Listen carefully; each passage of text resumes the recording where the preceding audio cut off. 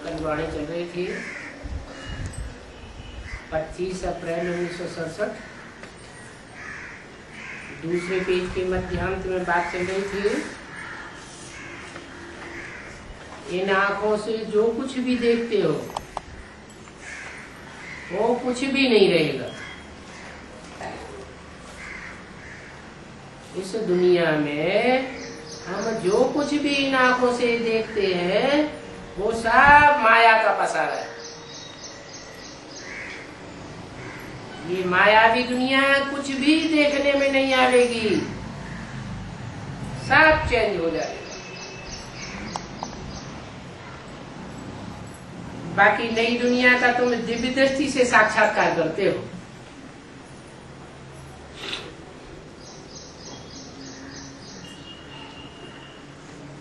बच्चे जानते हैं, हम पढ़ते हैं नई दुनिया के लिए। ये ईश्वरीय पढ़ाई कोई इस दुनिया के लिए नहीं है।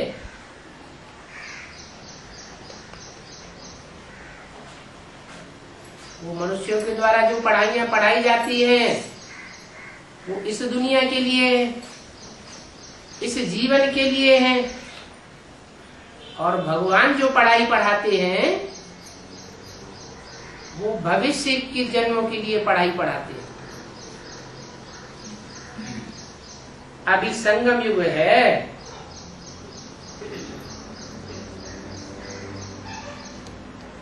कलयुग का अंत और सतयुग की आदि का समय है। इसलिए तुम जो करते हो उसकी प्रारब्ध तुमको नई दुनिया में मिलनी है। इस समय जो भी पुरुषार्थ करते हो उसकी कितनी बड़ी प्रारब्ध मिलनी है। अब बेहद के बाप से बेहद सुख की प्रारब्ध मिलती है।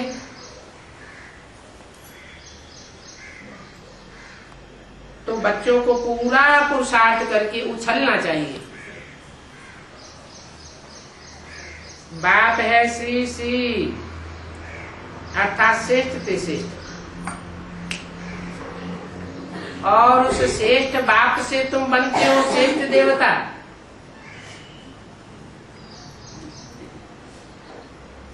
वो सदैव श्रेष्ठ है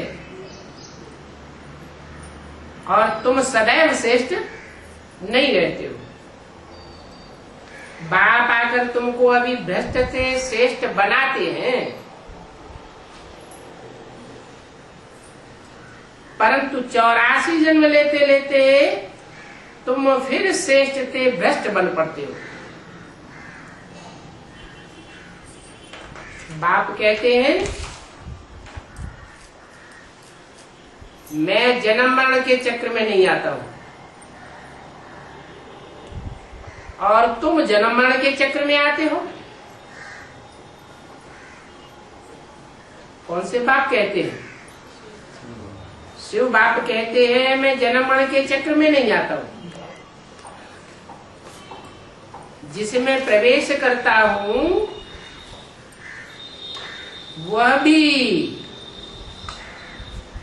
जो बेहद का जन्म मरण का चक्र है, निश्चय बुद्धि और अनिश्चय बुद्धि,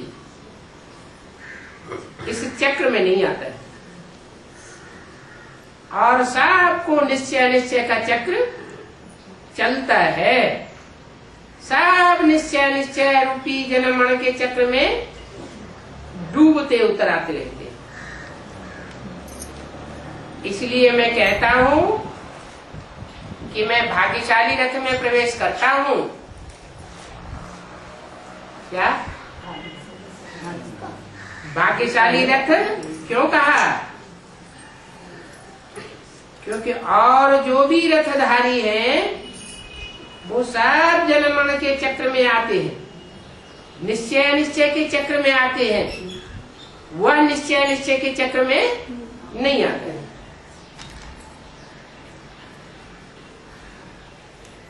इस भाग्यशाली रथ को तुम बच्चों ने पहचाना है, दुनिया वालों ने नहीं पहचाना है, तुमने पहचाना है। परंतु तुम्हारा झाड़ छोटा है। जिन बच्चों ने पहचाना है इस भाग्यशाली रथ को, उन बच्चों का झाड़ बहुत छोटा है। छोटे झाड़ को तूफान बहुत लगते हैं।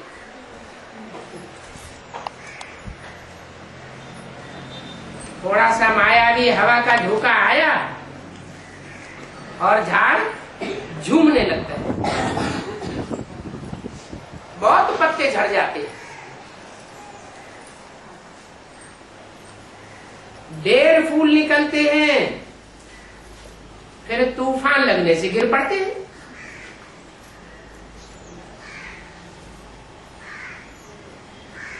तो तूफान का असर छोटे झाड़ को बहुत होता है। जब झाड़ बड़ा हो जाता है, जड़ें गहरी हो जाती है, तो तूफान का उतना असर नहीं होता। तूफान लगने से कितने गिर पड़ते हैं। कोई कोई अच्छी रीति फल लग जाते हैं, अच्छे अच्छे फल फलदायी बनते हैं, फिर भी माया के तूफान से गिर पड़ते हैं। तो माया का तूफान बहुत तेज है। उस तरफ है बाहुबल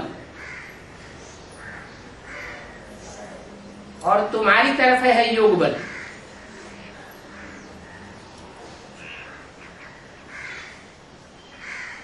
तुम योग भी नहीं कहो, तुम कहो याद का बल। ये याद का अक्षर पक्का कर लेना चाहिए। वो सन्यासी लोग योग योग अक्षर कहते रहते हैं और तुम्हारी है याद चलते फिरते। चलते फिरते काम करते तुम याद में रहते हो, उसको योग नहीं कहा जाता है। ये योग अक्षर सन्यासियों का नामी ग्रामी है। वो सन्यासी लोग तो अनेक प्रकार के योग सिखाते हैं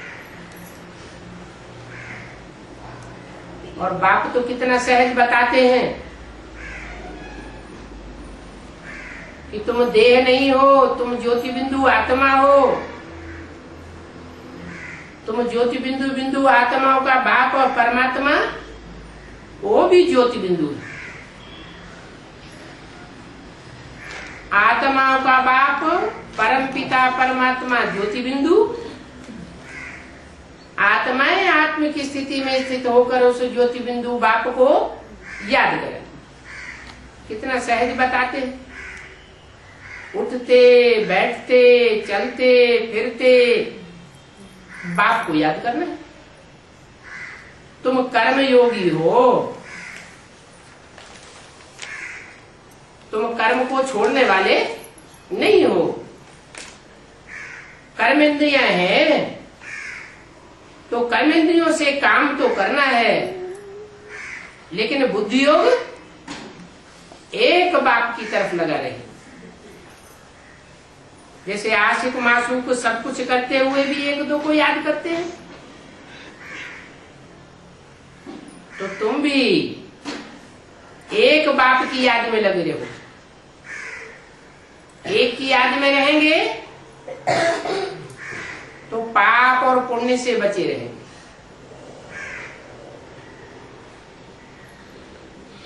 तुम भी आधा कल्प के आशिक हो। 63 जन्म से उस बाप को पुकारते आए, याद करते आए।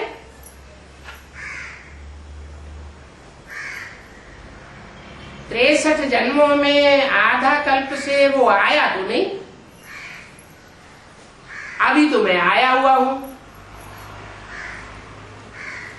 तो कितना याद करना चाहिए।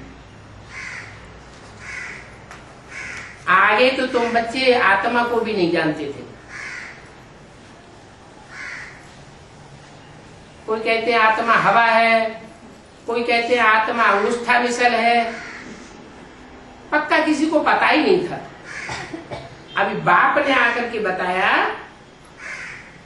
कि तुम जो ये टीका लगाते हो, मस्तक में बिंदी लगाते हो, ये आत्मा की यादगार है। ये ज्योति बिंदु आत्मा भ्रकुटी में टिकी हुई है, टीका लगाने की बात नहीं है, आत्मिक स्मृति में टिकने की बात है।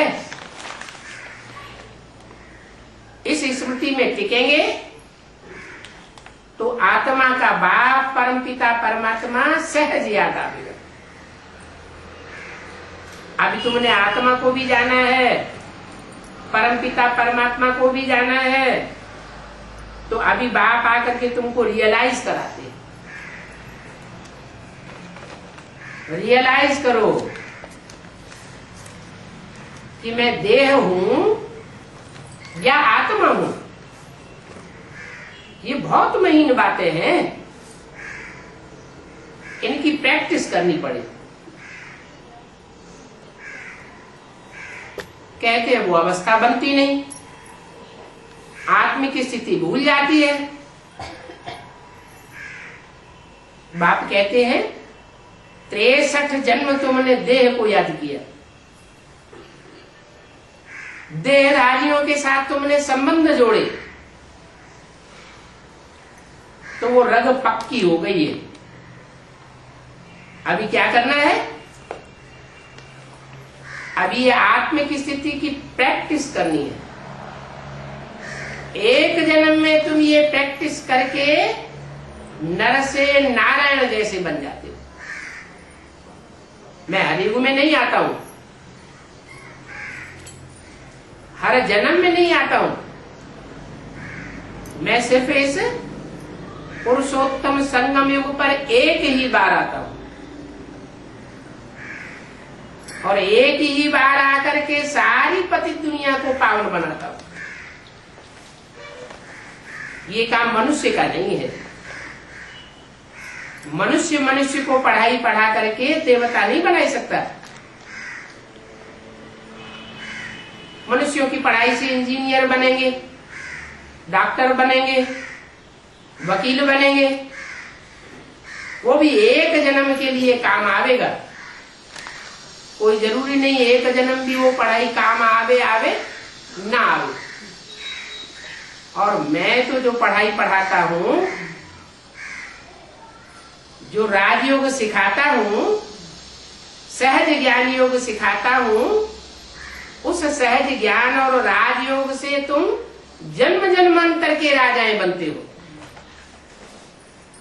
नहीं तो बताओ, जो हिस्ट्री में इतने छोटे बड़े राजाएं हुए हैं, इनको राजाई करना किसने सिखाया? कब सिखाया?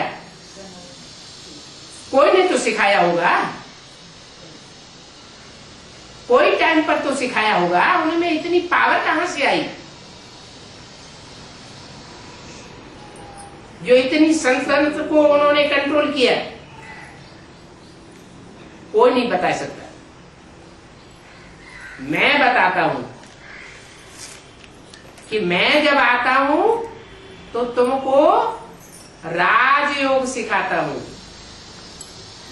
इंद्रियों को कंट्रोल करना सिखाता हूं, मन को कंट्रोल करना सिखाता हूं। कहते भी हैं मन के हारे हार और मन के जीते जीत। मन कंट्रोल में हो जाए तो इंद्रियां स्वतः ही कंट्रोल में हो जाती। इसके लिए प्रैक्टिस कराता हूं, अभ्यास पक्का करना पड़े। अमृत वेला अभ्यास के लिए बहुत अच्छा है। सूरज निकलने से 4 घंटे पहले तक अमृत वेला होता है। अमृत वेला 24 घंटे का फाउंडेशन वेला है। इस फाउंडेशन वेला में जितनी आत्मिक स्थिति की प्रैक्टिस पक्की कर लेंगे, सारा दिन अवस्था उड़ती उड़ती रहेगी, चढ़ती कला बनी रहेगी, हल्का पेन महसूस करेंगे, बाप की याद स्वतः आती रहेगी। छोटी छोटी परिस्थितियों में बच्चे घबराए जाते हैं, वो घबराहट पूरी नहीं होगी।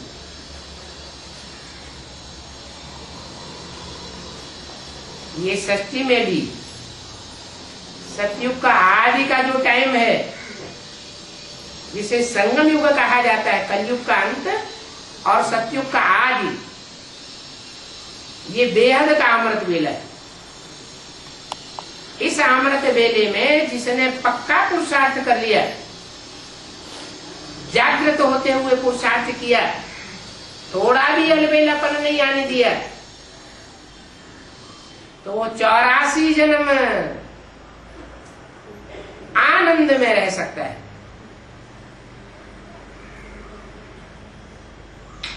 इतनी पक्की याद होनी चाहिए।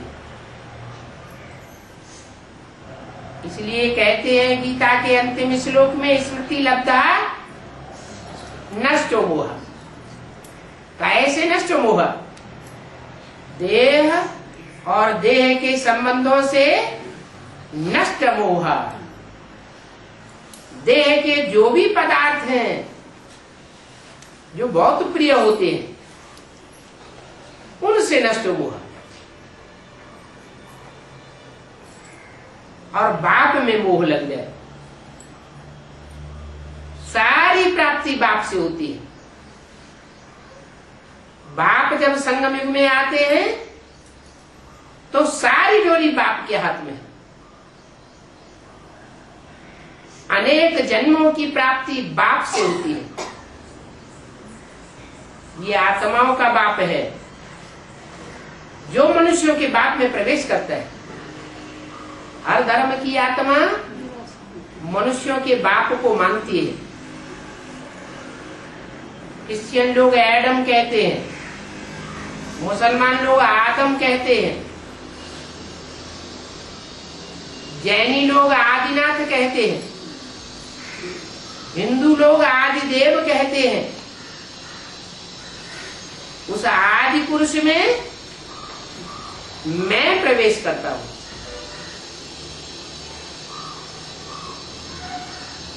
अंतर क्या है? जिसमें प्रवेश करता हूं वो अनेक जन्म लेता है, और मैं जन्म मरण के चक्र में नहीं आता हूं। मैं भी अगर जन्म मरण के चक्र में आने लगूं तो इस दुनिया का उद्धार करने वाला कोई नहीं है। इसलिए मैं एक तुरीय आत्मा हूं और सब आत्माएं भोगी हैं, मैं अभोक्ता हूं। बल शरीर में प्रवेश करता हूं, बच्चों के साथ खाता हूं, पीता हूं, रहता हूं, खेलता हूं, सब कर्म बच्चों के साथ करता हूं, लेकिन कोई चीज में आसक्ति नहीं होती। बच्चों को संग का रंग लगता है। कौन से बच्चों को? जो भी आत्मा रूपी बच्चे हैं उनको संग का रंग लगता है। मेरे को कोई संग का रंग नहीं लगता। चाहे बड़े से बड़े धर्म पिताएं आए हो, इब्राहिम आए हो, बुद्ध आए हो, क्राइस्ट आए हो, गुरु नानक आए हो, सबको इस दुनिया में संग का रंग लगता है। संग का रंग लगने से नीचे गिरते हैं और उनके फॉलोअर्स भी नीचे गिर पड़ते हैं। मेरे को संग का रंग नहीं लगता, इसलिए कहता हूं कि मेरे को याद करो तो तुम नर से नारायण जैसे बन जाओगे, मनुष्य से देवता जैसे बन जाएंगे। ये बहुत महीन बातें हैं, मोटी बुद्धि वाले इन बातों को नहीं समझ सकते क्या? जिन आत्माओं ने पूरे 84 जन्म लिए हैं, जो आत्मिक स्थिति में स्थित होने वाली है पुरुषार्थ करके, उनकी बुद्धि में ये बातें बैठती। समझना चाहिए ये देह कितनी बड़ी है और ये आत्मा कितनी छोटी है। झाड़ कितना बड़ा होता है और उसका बीज कितना छोटा होता है।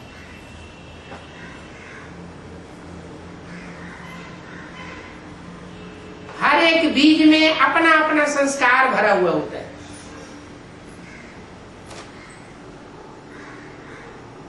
जैसे गेहूं का एक बोरा गेहूं देखने में सब एक जैसे दिखाई पड़ते हैं, और जब उनको बोया जाता है तो कोई में चौड़े पत्ते, कोई में पतले पत्ते, कोई में 10 दाने, कोई में 20 दाने। एक का आकार प्रकार मिले नहीं दूसरे से। ऐसे ही तुम आत्माएं भी बीज हो, वो जड़ बीज होते हैं और तुम चैतन्य बीज हो।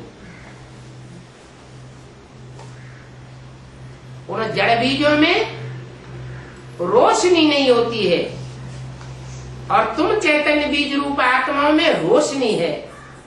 जो रोशनी इन आंखों से निकलती है,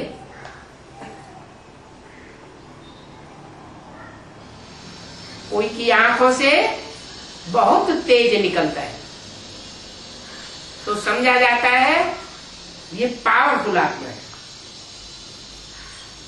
अभी मैं पावर भरने के लिए आया हुआ हूं।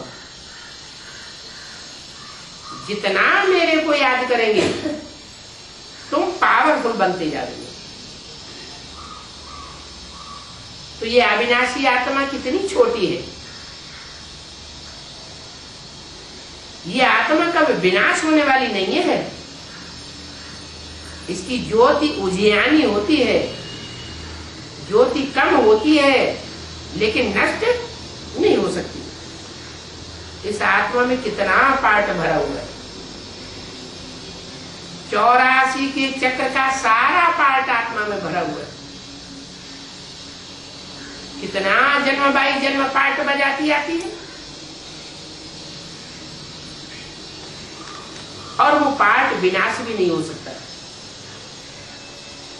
जो भी जन्म बाई जन्म का पार्ट भरा हुआ है वो कभी विनाश नहीं होता है।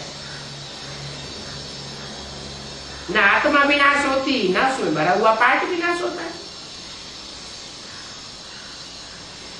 शास्त्रों में कोई ये बातें नहीं लिखी हुई। बाप समझाते हैं उन शास्त्रवादियों की है विपरीत बुद्धि।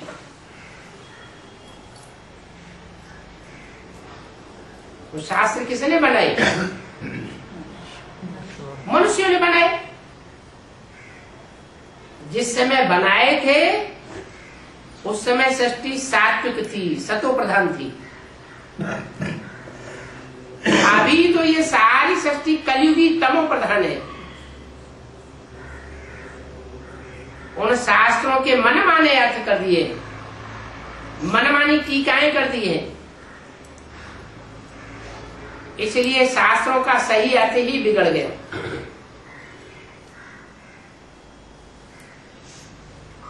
तो उन शास्त्रवादियों की है विपरीत बुद्धि। शास्त्र लिखने वाले एक है या अनेक? शास्त्र लिखने वाले अनेक। अनेक प्रकार की बुद्धि से अनेक प्रकार के शास्त्र लिखे गए तो एक की बात न मिले दूसरे से। तो उन सबकी है बाप से विपरीत बुद्धि। विपरीत बुद्धि अर्थात दुश्मनी है। मनुष्य का गुरु बन करके मनुष्यों को नीचे गिराता है। भगवान आते हैं तो मनुष्य को देवता बनाते हैं। इस नरक की दुनिया को स्वर्ग बनाने का काम कोई मनुष्य मात्र नहीं कर सकता। कोई भी बड़े से बड़े क्यों न हुए हो, बड़ी बड़ी महिमा वाले क्यों न हुए हो,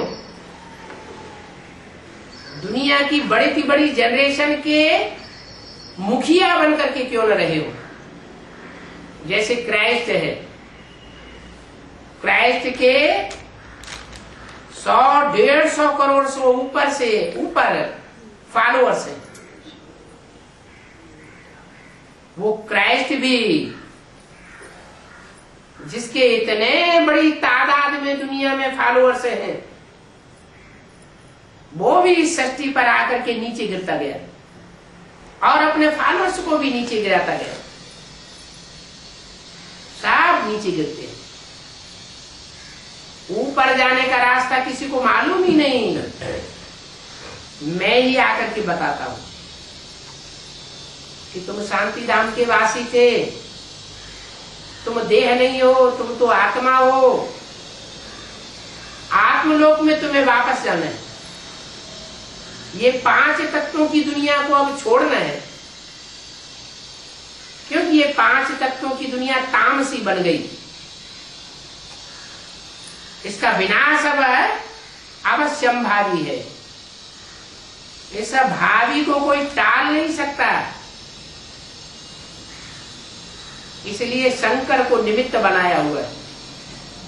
इस बात के लिए शंकर द्वारा विनाश, ब्रह्मा द्वारा स्थापना, शंकर द्वारा विनाश और विष्णु द्वारा पालना गाई हुई।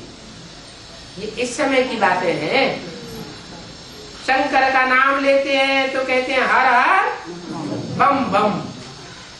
ये बम बम का शब्द क्यों जुड़ा हुआ है? जरूर जब आते हैं तो इस सृष्टि पर बम बनाए जाते हैं। इस दुनिया का विनाश करने के लिए बम चाहिए। आज से 70 साल पहले तो लोगों की बुद्धि में एटम बम का नाम निशान भी नहीं था।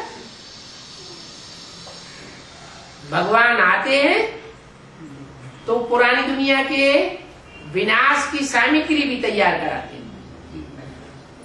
और नई दुनिया की स्थापना के लिए नया ज्ञान आकर के सुनाते हैं। ये नया ज्ञान किसी की बुद्धि में होता नहीं। सबकी बुद्धि में वही शास्त्रों का पुराना ज्ञान। परमात्मा सर्वव्यापी है।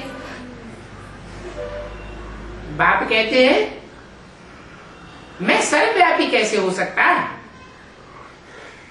मैं तो एक व्यापी है बन करके ज्ञान सुनाता हूं। एक व्यापी बनूं तब तो गीता ज्ञान सुनाऊं। सर्वव्यापी बनूंगा तो गीता ज्ञान कैसे सुनाऊंगा? और सर्वव्यापी समझने से बुद्धि भटकेगी या एकाग्र होगी? भटक जाएगी।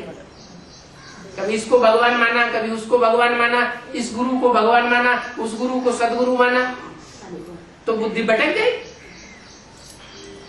मैं कहता हूं मैं तो एक ही मुकर्रर रथ में प्रवेश करता हूं। वो भूत प्रेत होते हैं, उनका भी मुकर्रर घोड़ा होता है। वो भूत प्रेत सब में नहीं प्रवेश करते। उनका जिसके साथ जो हिसाब किताब होता है उनमें प्रवेश करके पाठ में जाता है। वो धर्म पिताएं होते हैं, इब्राहिम, बुद्ध, क्राइस्ट, गुरु नानक। वो भी आते हैं तो प्रवेश करते हैं। जैसे क्राइस्ट आया तो जीसस में प्रवेश किया। जीसस की आत्मा अपनी और क्राइस्ट की आत्मा अपनी। ऐसे ही वो धर्म पिताएं तो नंबरवार ऊंचे हैं और मैं तो ऊंचते ऊंच हूं। वो धर्म पिताएं भी उसे एक गॉड फादर की तरफ इशारा करते हैं। क्या वो धर्म पिताएं अपने को गॉड फादर नहीं कहते? इशारा करते हैं, माना गॉड फादर अलग है, जो ऊंचते ऊंचे है, जरूर ऊंचते ऊंचा आवेगा तो ऊंचते ऊंचे धर्म स्थापन करेगा। और जो धर्म है वो बाद में आते हैं। बाद में आने वाले धर्म पिताएं बाद वाले धर्म स्थापन करते हैं। मैं जो इस सृष्टि में पहले पहले आता हूं और पहले नंबर का धर्म स्थापन करता हूं, इसलिए अल्लाह अव्वल दीन की कहानी प्रसिद्ध है। अव्वल दीन माना अव्वल नंबर का धर्म स्थापन करने वाला, वो है देवी देवता सनातन धर्म। मनुष्यों ने जो धर्म स्थापन किए उनकी 2500 वर्ष की हिस्ट्री है। 2500 वर्ष के अंदर सभी धर्म आ गए। इब्राहिम आया, बुद्ध आया, क्राइस्ट आया, जो सारे संसार में फैले हुए। लेकिन 2500 वर्ष से पहले की हिस्ट्री का किसी को पता नहीं। वो हिस्ट्री मैं आकर के बताता हूं। 2500 वर्ष में मनुष्यों के द्वारा जो धर्म स्थापन हुए वो नारकीय धर्म है, नरक की दुनिया के स्थापन किए हुए धर्म है। मैं जो आज सनातन धर्म स्थापन करता हूं वो स्वर्ग की दुनिया का धर्म है। स्वर्ग का धर्म क्यों कहा जाता है? नाम ही है स्वर्ग। स्व माने आत्मा, ग माने गया। या जो स्वर्ग की दुनिया में है, जो भी मनुष्य मात्र होते हैं वो कौन सी स्थिति में जाते हैं? स्व स्थिति में स्थित हो जाते हैं। इसका स्व स्थिति का गायन है स्वर्ग। और मनुष्यों के द्वारा जो कुछ किया जाता है उससे बनता है नरक। नर माना मनुष्य, का माना करने वाला। नर क्या करता है? नरक करता है। नर है नरक बनाने वाला। और वही नर जब स्व स्थिति में स्थित हो जाता है तो स्वर्ग बनाने वाला बन जाता है। तो स्व स्थिति से है स्वर्ग और परिस्थिति से है नरक। पर है शरीर, देह, आत्मा है स्व। तो आत्मा को पहचानना और आत्म की स्थिति में स्थित होना। मोटी बुद्धि वाले इन बातों को नहीं समझेंगे। बाप समझाते हैं कि तुम्हारी है प्रीति बुद्धि, अर्थात बाप से प्यार है। जिसको जिससे प्यार होता है वो उसके नजदीक पहुंच जाता है। तो प्रीति और विपरीति, ये दो प्रकार की बुद्धि है। प्रीति बुद्धि और विपरीत बुद्धि। जो परमात्मा बाप से प्रीति बुद्धि बनते हैं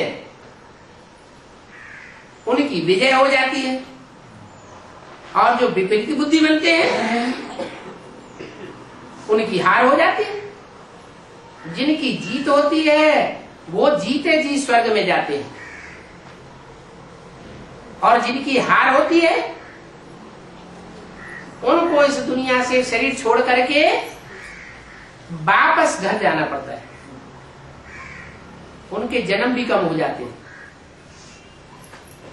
जो प्रीति बुद्धि बनते हैं वो सृष्टि रूपी रंगमंच पर ऑलराउंड पार्ट बजाते हैं। जो विपरीत बुद्धि बनते हैं वो ऑलराउंड पार्ट नहीं बजा सकते। ये प्रीति बुद्धि और विपरीत बुद्धि का अर्थ भी कोई नहीं समझ सकते। कोई से पूछो, विनाश काले प्रीति बुद्धि विजयते और विनाश काले विपरीत बुद्धि विनश्यते, ये कैसे साबित होगा? एक भी साधु संत आदि समझा नहीं सकेंगे किसके साथ प्रीति बुद्धि और किसके साथ विपरीत बुद्धि। तुम्हारी बुद्धि में तो आ गया है क्या?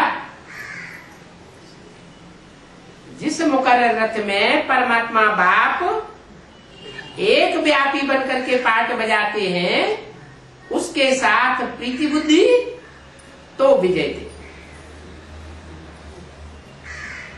और अगर उसके साथ विपरीत बुद्धि तो विनश्य। ये अभी प्रैक्टिकल आंखों से देखेंगे। क्या देखेंगे? एक के साथ जिनकी प्रीति बुद्धि, उनकी संसार में विजय हो जाएगी, उनको पांडव कहा जाता है। और एक के साथ जिनकी विपरीत बुद्धि, वो कौरव संप्रदाय और यादव संप्रदाय, उनका विनाश होना है।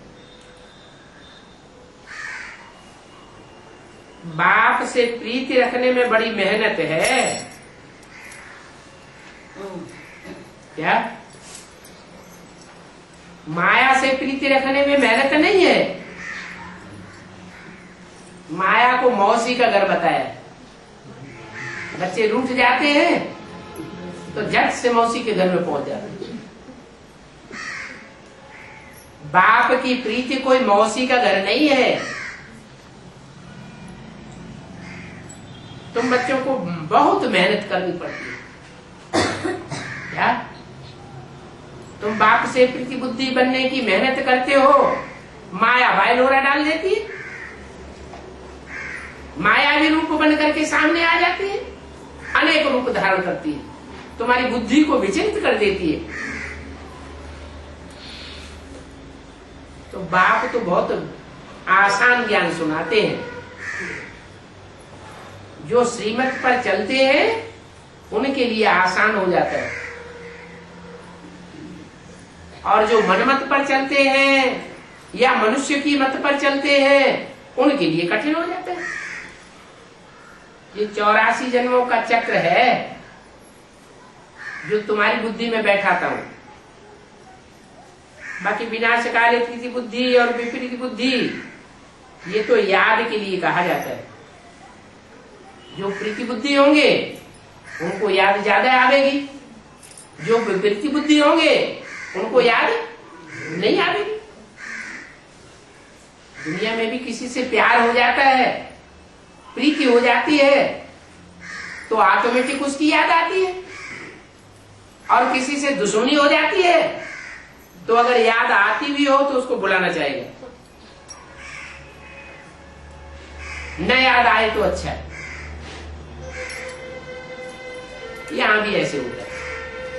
जिनकी प्रीति बुद्धि है उनको ऑटोमेटिक याद आता है, और जिनकी विपरीत बुद्धि है वो याद करना चाहें तो भी उनको याद नहीं आता। तो याद अच्छी चीज है, उसको प्रीति बुद्धि कहा जाता है। और प्रीति भी कैसी चाहिए? अव्यभिचारी प्रीति चाहिए। माने एक के साथ प्रीति चाहिए, अनेकों के साथ प्रीति चल नहीं सकती। अपने से पूछना है, हम एक बाबा को कहां तक याद करते हैं? एक बाबा की याद में कोई दूसरे की याद तो नहीं मिक्स होती। अगर मिक्स होती है तो उसको व्यभिचारी याद कहेंगे। ये भी समझते हैं कि बाप से प्रीति रखते रखते हमारी कर्मातीत अवस्था हो जाएगी, दूसरा कोई उपाय नहीं। कर्मातीत अवस्था होगी और ये शरीर छूट जाएगा, फिर लड़ाई लग जाएगी। अरे शरीर छूटेगा, फिर लड़ाई लगेगी, तो शरीर छूटने के बाद हमें लड़ाई से क्या लेना देना। शरीर छूटेगा माना ये देह का लगन ममत्व छूट जाएगा। जैसे ही हमारा पुरुषार्थ करते करते प्रीति बुद्धि बनते बनते हमारा देह से लगाव छूटेगा और दुनिया में लड़ाई लग जाएगी। तो जितना बाप से प्रीति होगी उतना तमो प्रधान से सतो प्रधान बन जाएंगे। जब तुम सतो प्रधान बन जाएंगे तो तुम्हारी कोई से लड़ाई नहीं होने वाली। पांडव कोई से लड़ाई नहीं लड़ते। क्या यादव और कौरव बाहुबली होते हैं इसलिए वो लड़ाई लड़ते हैं। तुम्हारे तो योग बल है, योग बल अर्थात प्रीति बल। तुम तो एक बाप को प्यार करने वाले हो, तो बाप आकर के कोई हिंसक युद्ध नहीं कराते। यहाँ तो एक ही इम्तिहान है और वो एक इम्तिहान एक ही समय होगा। क्या इम्तिहान है? यहाँ इम्तिहान कौन सा है? इस बात की परीक्षा है? वही प्रीति बुद्धि और विपरीत बुद्धि। प्रीति बुद्धि होंगे तो दुनिया से मोह नष्ट हो जाएगा और एक से विपरीत बुद्धि होंगे तो देहधारियों से लगाव लगा हुआ पड़ा होगा। जब सबकी प्रीति बुद्धि हो जाती है तुम बच्चों में जब सबकी प्रीति बुद्धि हो जाती है तो फिर लड़ाई लग पड़ती है, विनाश हो जाता है। तब तक छोटे मोटे झगड़े आदि लगते रहेंगे, रिहर्सल होती रहेगी। मनुष्य तो जैसे बिल्कुल बंदर बुद्धि है, इन बातों को विलायत वाले भी कुछ समझते हैं। वो भी जानते हैं कि एटम बम बन चुके हैं तो मौत जरूर है। कोई मना नहीं कर सकता कि ये खौफनाक सामग्री कैसे बनी हुई है, कौन इसका प्रेरक है। इतनी खौफनाक सामग्री बनी हुई है और कौन इसको बनाने के लिए प्रेरणा कर रहा है। समझते कोई प्रेरक है जो हमसे ये बनवाते हैं, परंतु कर ही क्या सकते हैं।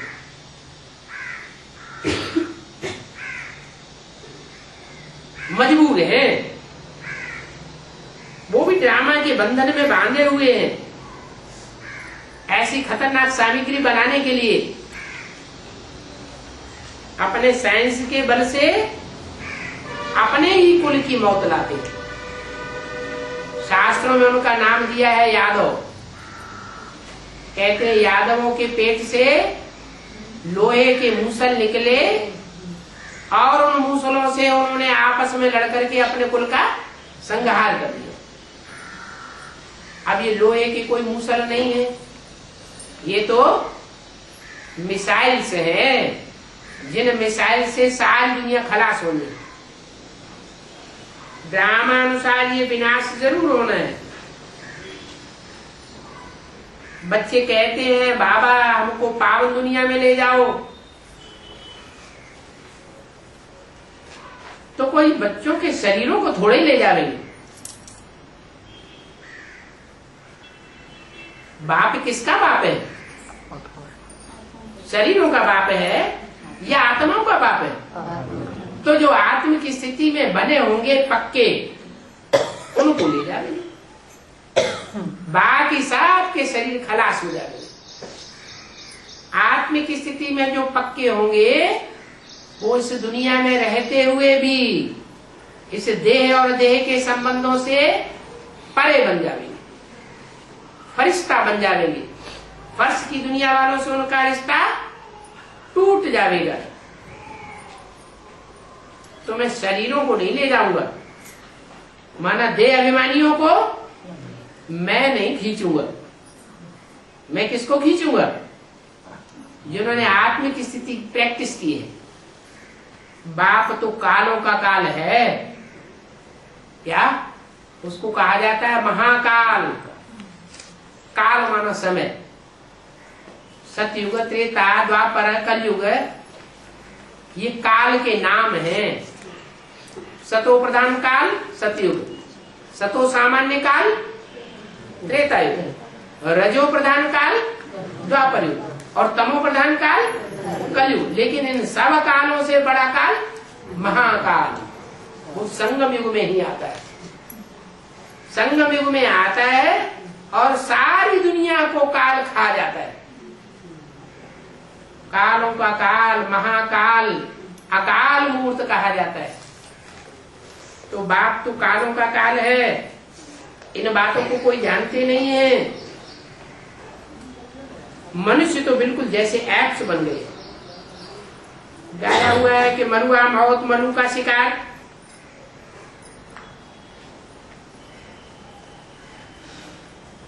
शिकारी शिकार करता है तो जानवर की तो मौत हो जाती है, और जो शिकारी है उसको शिकार मिल जाता है। तो किसको घाटा हुआ और किसको फायदा हुआ? शिकारी को फायदा हुआ और जानवर को घाटा हो गया। तो ऐसे ही ये सारी दुनिया जो हाय हाय करके शरीर छोड़ेगी, अंतमते सोच की गते बनेगी। ये तुम्हारे लिए हो रहा है क्या? ये नई दुनिया में तुम जावेंगे और वो इस दुनिया को छोड़ करके शांति धाम में जाकर के शांत से बैठेंगे। उनके अनेक जन्मों का सुख का विनाश हो जाएगा और तुम्हारे अनेक जन्मों के सुख का संवर्धन हो जाएगा। तो दुनिया वाले तो समझते हैं कि शांति हो जाए, शांति सम्मेलन करते रहते हैं, शांति सम्मेलन करते रहते हैं, यज्ञ आदि करते रहते हैं और दुनिया में अशांति अशांति बढ़ती रहती है। तो इस दुनिया में क्या सर्व शांति स्थापन होगी? दुख और शांति बढ़ेगी, बढ़ती जा रही है, या दुख अशांति कम होगी? अति को पावेगी, अति होगी और अंत हो जाएगा। इसलिए कोई को भी चक्र के ऊपर ले जाकर के समझाओ कैसे सतयुग के बाद त्रेता, त्रेता के बाद द्वापर, द्वापर के बाद कलयुग, ये चार अवस्थाओं से ये सृष्टि पसार होती है। दुनिया की कोई भी ऐसी चीज नहीं है जो चार अवस्थाओं से पसार न हो। जैसे मनुष्य का जीवन है, बचपन कितना अच्छा होता है सतो प्रधान, तो जवानी आती है, फिर वानप्रस्थ अवस्था आती है और फिर अंत में बुढ़ापा आ जाता है। बुढ़ापे में इंद्रियों में शिथिलता आती है, इंद्रियों में शक्ति नहीं रहती, मन बुद्धि में ताकत नहीं रहती, सुख भोगने की भी दम नहीं रहती, तो कहते हैं बूढ़ा हो गया। ऐसे ही ये सृष्टि भी कलयुग के अंत में बूढ़ी हो चुकी है। इसमें सुख काग विष्टा समान है। सुख सुख नहीं है, सुख थोड़ा है और दुख लंबे समय का है। तो चक्र पर समझाना चाहिए कि अभी कलयुग का अंत है, सतयुग का आदि होने वाला है। अति होगी दुख और अशांति की, और अति के बाद ये कलयुग खलास हो जाएगा, पाप की दुनिया खलास हो जाएगी। अभी पापों की अति होने वाली है, पाप आत्माएं हैं वो पापों की अति करेंगी, अति के बाद फिर अंत हो जाएगा। तो ये चक्र का ज्ञान है। बताओ कि कलयुग के अंत में सब मुक्ति धाम में वापस जाएंगे। पहले मुक्ति धाम में जाएंगे, फिर सुख धाम में आवेंगे। अभी स्वर्ग के गेट खुल रहे हैं। बाबा ने कहा है इस पर भी चित्त छपाओ। Gateway to Shantidham, gateway to Sukhdham. क्या gateway to heaven is Mahabharata. ये महाभारत ग्रह युद्ध स्वर्ग के गेट खोलेगा। ये सत्य असत्य का युद्ध है। जो सत्य के लिए युद्ध करेंगे, ट्रुथ गॉड फादर के लिए युद्ध करेंगे, वो स्वर्ग में जाएंगे। और जो असत्य के पाले में रहेंगे वो नरक में जाएंगे। ये दुखधाम है। परंतु जो बंदर बुद्धि लोग हैं वो इस दुखधाम को भी स्वर्ग बनाना चाहते हैं। अब ये दुखधाम में स्वर्ग बनेगा क्या? दुनिया में बीमारियां बढ़ती जा रही हैं कि घटती जा रही है? कितने हॉस्पिटल खुलते चले जा रहे हैं, हॉस्पिटल खुलते चले जा रहे हैं, डॉक्टर बढ़ते चले जा रहे हैं, नई नई दवाइयां इजाद होती जा रही हैं, वैज्ञानिक शोधें बढ़ती चली जा रही हैं, और दुख दर्दों से, बीमारियों से मनुष्यों का दुख बढ़ता चला जा रहा है। तो इस दुनिया में स्वर्ग बनेगा क्या? इस दुनिया में स्वर्ग बन ही नहीं सकता। और चाहते हैं कि मौत ना हो। अरे मौत ना हो तो ये दुनिया की आबादी बढ़ेगी कि घटेगी? आबादी तो बढ़ती जा रही है ना। इस आबादी को कितना भी प्रयत्न करें तो भी आबादी को कोई रोक नहीं सकते। क्यों नहीं रोक सकते? क्योंकि जो असली इलाज है काम, क्रोध, लोभ, मोह, अहंकार को जीतने का, वो तो कोई करता ही नहीं। काम क्रोध बढ़ता चला जा रहा है। काम विकार बढ़ेगा तो दुनिया की पॉपुलेशन भी बढ़ेगी। बाप आकर समझाते हैं, बच्चे ये काम महाशत्रु है। ये काम पर तुम जीत पाएंगे तो काम जीते जगत जीत बनेगी। काम के ऊपर जीत पाई तो क्रोध और लोभ, मोह, अहंकार स्वतः ही जीत हो जाएगी।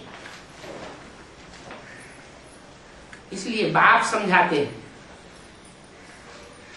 कि इन विकारों पर जीत पाना है तो अपन को आत्मा समझो। देह समझने से विकार बढ़ते हैं और आत्मा समझने से विकार घटते हैं। जितनी प्रैक्टिस करेंगे आत्म की स्थिति में स्थित होने की, उतना देह के अंदर जो भी विकार हैं, इंद्रियों के अंदर जो भी विकृति आती है, वो सब शांत हो जाएगी। इंद्रियां ही शांत हो जाएगी।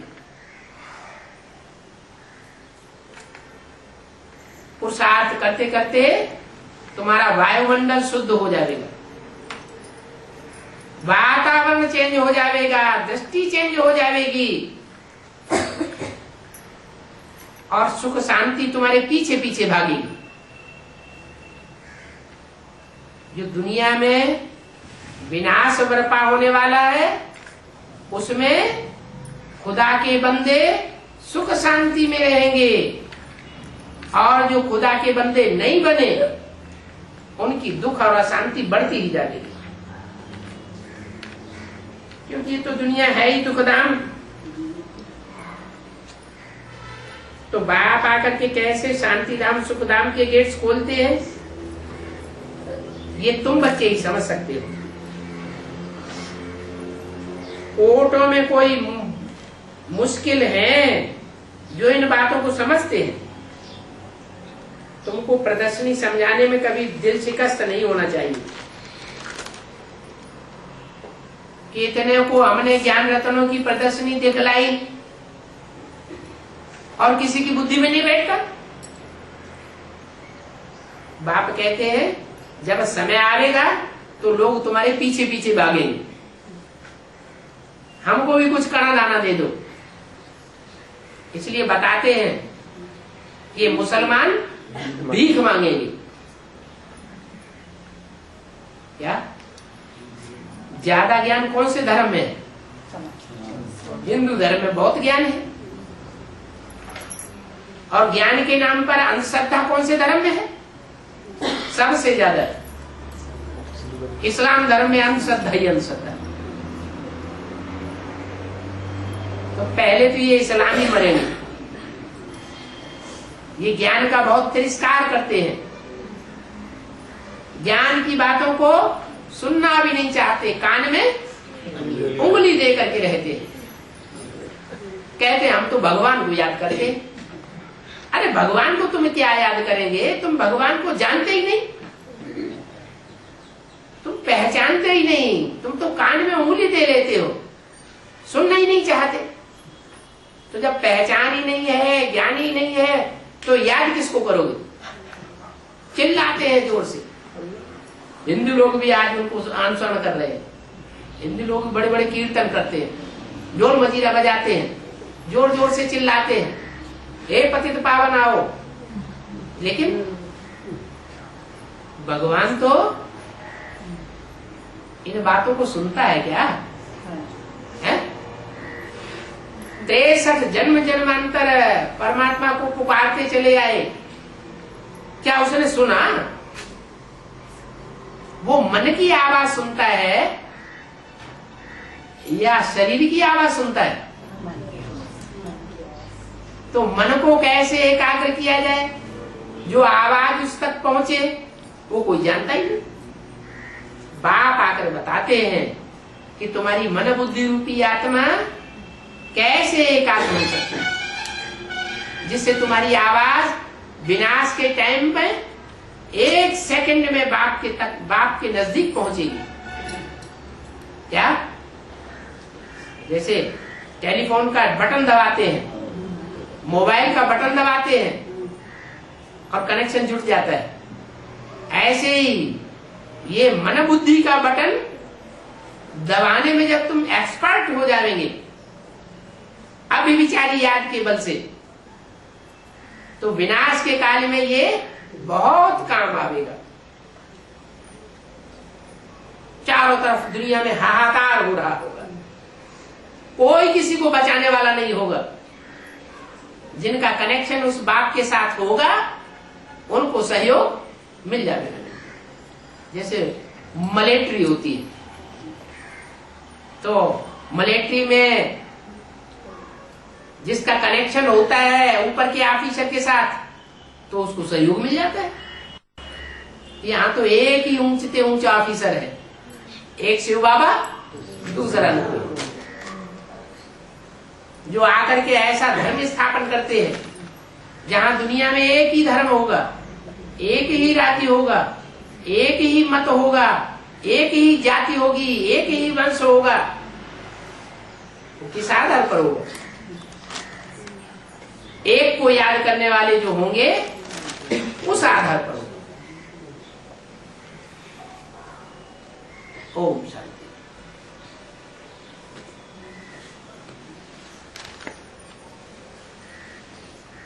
याद में मुख्य बात क्या चाहिए? याद तो चाहिए, लेकिन मुख्य बात तो उसमें कैसी याद चाहिए? अब भी विचारी याद चाहिए। परंतु माया बुलाए देती है। मेहनत के बगैर विश्व के मालिक थोड़े बनेंगे। पूरा पुरुषार्थ करना चाहिए। हम एक बाप को याद करेंगे, कोई दूसरे को याद नहीं करेंगे। हम सुखधाम के मालिक बनेंगे, चक्कर लगाकर तमो प्रधान बने, फिर बाप को याद करके सतो प्रधान बनेंगे। हमने ये चक्कर अनेक बार लगाया है। क्या? सत्यवत त्रेता द्वापर कलयुग और कलयुग के बाद फिर सतयुग। एक बार चक्कर नहीं लगाया है, तो जो अनेक बार किया हुआ काम है वो सहज होना चाहिए या कठिन होना चाहिए? सहज है। बाप को याद करना है और तो कुछ नहीं बताते। क्या? जिसको सारी दुनिया याद करती है, क्या 500 करोड़ की दुनिया में कोई ऐसा है जो बाप को कभी याद नहीं करता हो? जो नास्तिक से नास्तिक आत्माएं हैं, जब एटम बम फटने लगेंगे, विनाश सामने खड़ा हुआ दिखाई देगा, तो वो भी गॉडफादर को याद करेंगे।